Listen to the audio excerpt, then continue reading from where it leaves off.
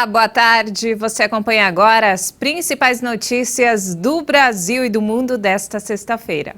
Mesmo diante do atual cenário de incertezas econômicas, o segmento de trabalho temporário está otimista. As vagas temporárias devem crescer 25% no primeiro trimestre no país.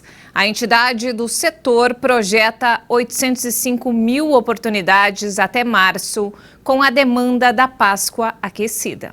A taxa média de desemprego no ano de 2020 foi de 13,5%, a maior da série iniciada em 2012. Em 2019, ela ficou em 11,9%. Os dados fazem parte da Pesquisa Nacional por Amostra de Domicílios Contínua. Na pesquisa anterior, referente ao trimestre encerrado em novembro, a taxa de desemprego estava em 14,1% e o número de trabalhadores com carteira assinada teve redução recorde. Foram menos de 2,6 milhões, ficando em 30,6 milhões, o menor contingente desde 2012. Já o número de trabalhadores domésticos encolheu 19,2%, também a maior retração já registrada. Analistas têm destacado que uma retomada no mercado de trabalho depende do controle da pandemia e de uma vacinação em massa da população. Muitos estados adotaram medidas mais restritivas para tentar conter a pandemia.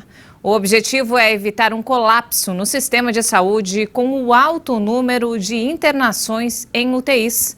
Na Bahia e em Pernambuco, novas medidas começam a valer hoje. Das 8 da noite do dia 26 de fevereiro às 5 da manhã do dia 1º de março, o estado da Bahia não terá funcionamento de nenhum serviço que não seja essencial. Com isso, shoppings, restaurantes não abrirão. A venda de bebidas alcoólicas fica proibida, inclusive em supermercados. Já o transporte público vai funcionar normalmente. Também a partir das 8 da noite de sexta-feira até às 5 horas do dia 10 de março, Pernambuco determinou a proibição de todas as atividades econômicas e sociais. Nos 2 finais de semana deste período, as atividades estarão proibidas entre 5 da tarde e 5 da manhã, com exceção dos serviços essenciais que continuarão funcionando. De acordo com o governo pernambucano, os leitos de hospitais estão acima de 90%. Na Paraíba, começou a valer o toque de recolher das 10 da noite às 5 da manhã. Até o dia 10 de março, bares e restaurantes só podem ter clientes até às 4 da tarde. Celebrações religiosas e aulas a partir do ensino fundamental 2 devem ser apenas remotas. O deslocamento das pessoas que trabalham em atividades essenciais e que precisam se deslocar no horário restritivo está garantido, mas deve ser justificado. Já no Piauí, que também começou quarta-feira e vai até o dia 4 de março, foi determinado o toque de recolher das 11 da noite às 5 da manhã e suspensão total das atividades comerciais no fim de semana, bem como as atividades econômicas presenciais. No dia 2 de março, membros do Comitê de Operações Emergenciais do Estado irão se reunir para definir a prorrogação ou não das medidas restritivas. E o governo de Santa Catarina também anunciou hoje um lockdown para este final de semana em todo o estado. O funcionamento de serviços não essenciais ficará suspenso das 23 horas de hoje até às 6 horas de segunda-feira.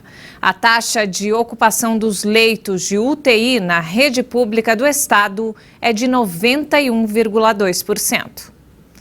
E a pandemia de Covid-19 foi responsável pela morte de mais de 2,5 milhões de pessoas em todo o mundo. Os dados são da Universidade Johns Hopkins. Ao todo, 2.500.172 mortes foram registradas para 112.618.488 casos notificados. Estados Unidos, Brasil, México, Índia e Reino Unido respondem por quase metade dos óbitos. Em setembro, 9 meses depois da primeira morte registrada na China em janeiro de 2020, o mundo chegou à marca de 1 milhão de vidas perdidas para a pandemia. Levou apenas mais 4 meses para atingir 2 milhões de óbitos.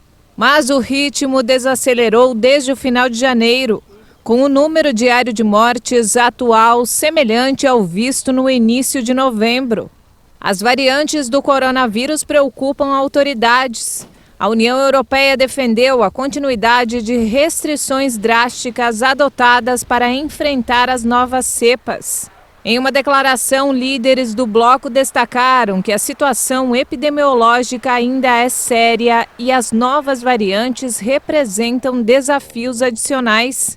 Apenas 4% da população dos países membros do grupo recebeu pelo menos uma dose da vacina e 2% foi vacinada com ambas as doses. A contagem do site de dados indica que mais de 221 milhões de doses já foram aplicadas em todo o mundo. Os Estados Unidos, país recordista em mortes e contágios, também lidera o ranking de imunizantes aplicados.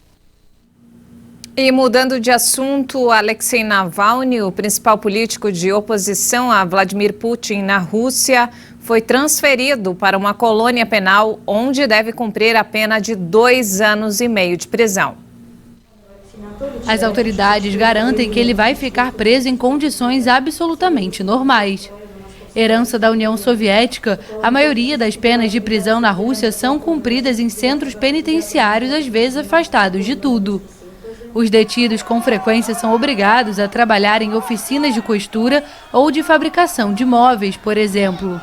O advogado do opositor afirmou à AFP que não estava a par da localização de seu cliente. A justiça russa confirmou na semana passada o veredito contra o opositor de 44 anos em um caso de fraude em 2014, que Navalny e vários países e ONGs consideram um processo político. Ele foi detido em 17 de janeiro ao retornar da Alemanha, onde permaneceu por 5 meses para se recuperar de um envenenamento que atribui ao Kremlin, o que o governo russo nega. E a cantora americana Lady Gaga oferece $500 mil de recompensa, quase 3 milhões de reais, por seus 2 cães que foram roubados durante um passeio em Hollywood. O passeador de cães foi baleado na ação. Essas imagens mostram o funcionário da cantora americana Lady Gaga sendo socorrido.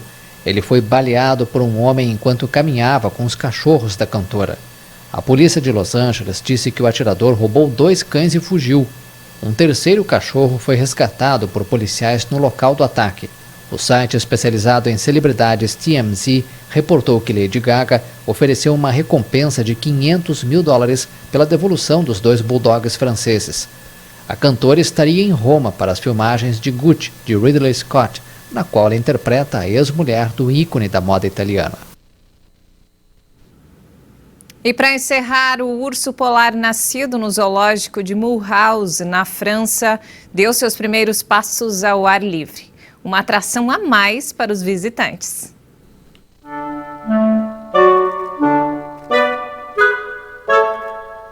Seus primeiros passos ainda são um pouco hesitantes, mas ela vai aprendendo. A pequena Cara é um urso polar e nasceu em novembro do ano passado, mas só agora resolveu sair da toca e dar os primeiros passos ao ar livre no zoo de Mulhouse, na França.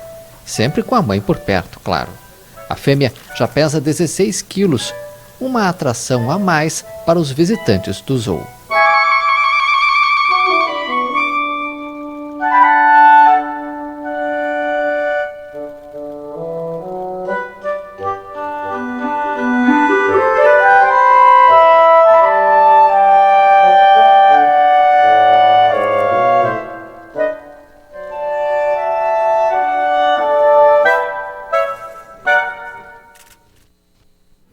E essa edição fica por aqui. Outras informações você acompanha durante a nossa programação. Uma ótima tarde para você.